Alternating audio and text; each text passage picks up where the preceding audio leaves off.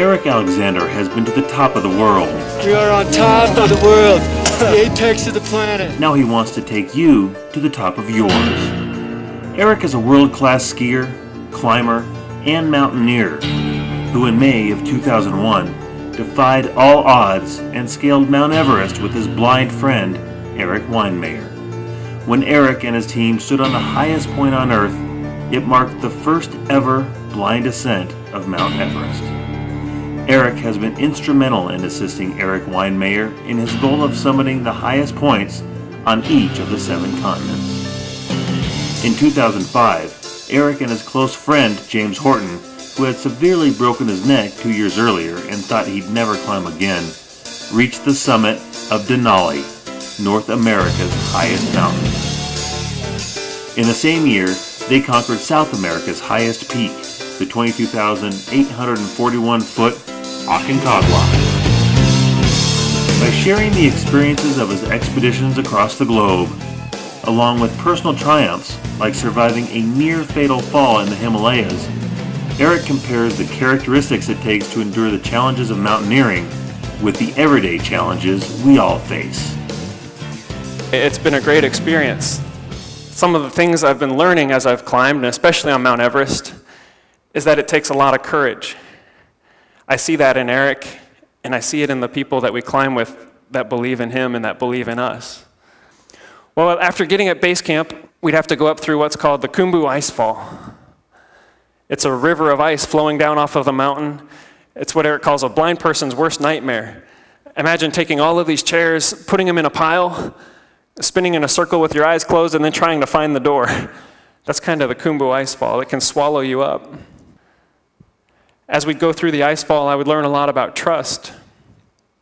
Trust is total reliance, total commitment, and total confidence in one another. Unclip that ATC.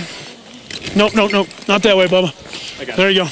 That's how it would be as we would climb as a team, focused on others, cooperating, working towards that common goal, but yet relying on individual strengths. We'd cross a ladder that would become known as the Jesus ladder. One of our guys on my team said, "You step on this thing, if you don't believe, you're going to start." We'd set up our tents, and there's one guy holding a tent, another guy stuffing poles through, someone else tying it down to the ground. This is your lifeline, and if it blows away, you're done. You'd have to turn around. Everybody's working together to do that. After we set it up, we go and we'd explore the area. That's Camp 4. We'd find the body of a Sherpa who died in 1989, Lakpa Dorje. And the doubts creep into your mind, and you think, what on earth are we doing here? We don't belong. There's a guy who had all his senses, and he didn't make it.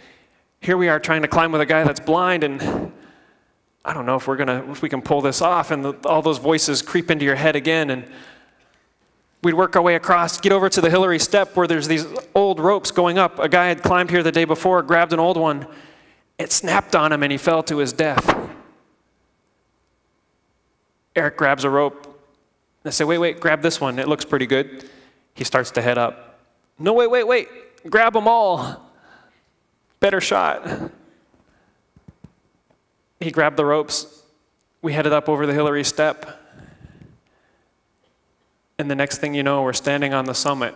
A team that was supposed to die, that was supposed to go down in flames, we did all right. 5 world records. We put the blindest man on top, the oldest man in the world on top, the biggest team ever to summit, 19 of us out of 23. It's a record that still stands. The biggest camera ever to be on top, a 25-pound high-definition TV camera. And then the first American father and son. The world told us we couldn't do it, that we were going to die trying. World-class climbers wanted no part in this.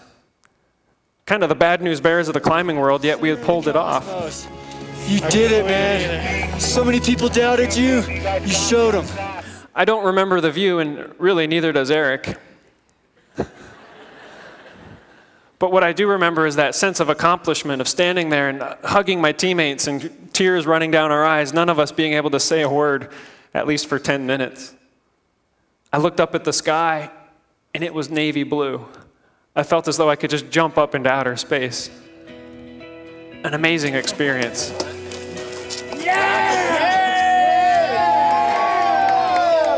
Eric's message rings true for everyone. Up, go to your right. Number 4. Trust, courage, teamwork, leadership, and integrity are integral parts for a successful journey through life. While summiting Everest was a personal victory for Eric, his greatest joy is helping others to reach the top. This captures Eric's true passion, using his life and skills in a way that enables others to reach out and embrace their own dreams.